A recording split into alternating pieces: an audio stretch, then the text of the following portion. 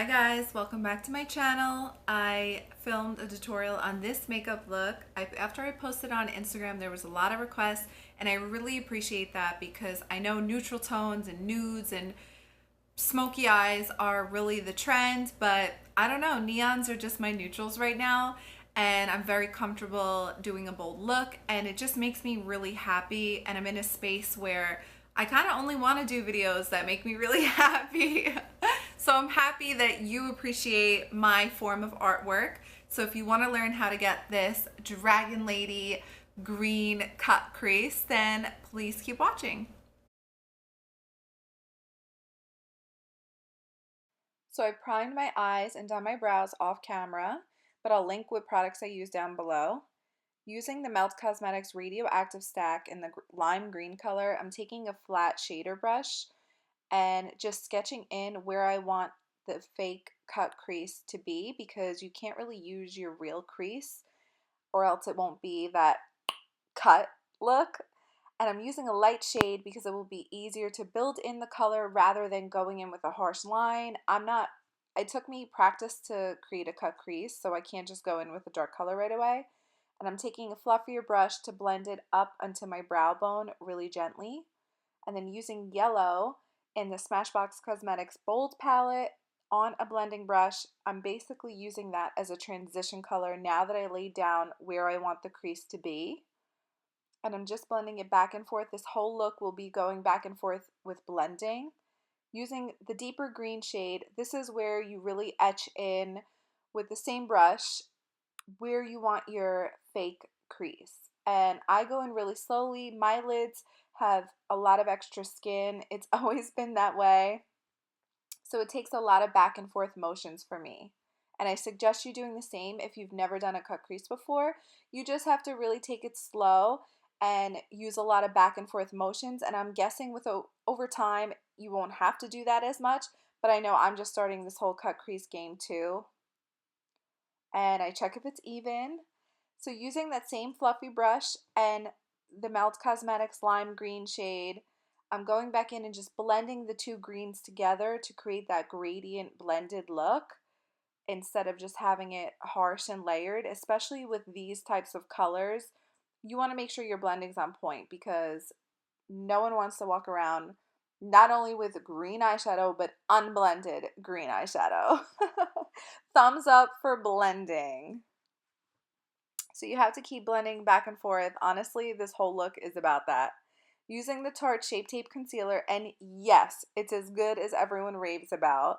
I use it for my under eyes and for cut crease eye makeup looks. I'm using a flat concealer brush and taking it really slow and just shaping out and cleaning up the line. And you could see where I have extra skin. I learned with this technique, you just have to go back and forth and keep building it in. With my type of lids, if you have the same, it's not going to be like it's one swoop like you see on Instagram. That's not realistic for everyone.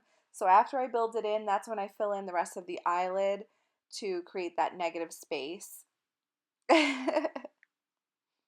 And just going back in with the dark green again, just etching out the crease a little bit more. I'm using the Jouer Essential palette. Love this eyeshadow palette. Thumbs up if I should do a different tutorial with this whole palette. And I took that light peach color because it's almost like a nude skin tone color and filled in the blank space. To really give it that extra definition, this is a little trick that I developed on my own. I don't know if anybody else does this, but I thought it would be a great idea to take a felt tip white liner. This one's from LA Girl Cosmetics. I'll leave it down below. It's so affordable and it's so easy to use. And I just etch in under the crease to really make the crease look more defined, because with my type of lids, it's never going to be perfectly cut, but with this trick, it looks way more cut and just much better. Using my Sephora liquid liner, I think this is the first time I'll be drawing eyeliner on camera, so please give me a thumbs up because it is so hard to do it on camera. I love this liner. This is my ride or die for the last 5 years. Seriously, I order them constantly. I can't live without them. I get them from Sephora. They're in the stores as well. I'll link it down below for you. But I'm just building in my eyeliner. Basically, use your favorite eyeliner. And I didn't want it to meet the crease, so I made sure it was straight out. I put on my lashes off camera and I'm just pinching them to my natural lashes so they blend in right. And sometimes when I put on my lashes, it messes up my perfectly snatched wing, so I have to go back in with my liner and just clean it up a bit. I'm sure this happens to you too. And from this angle, I could see where I didn't glue it all the way. I know it looks so annoying, like you almost want to fix it for me.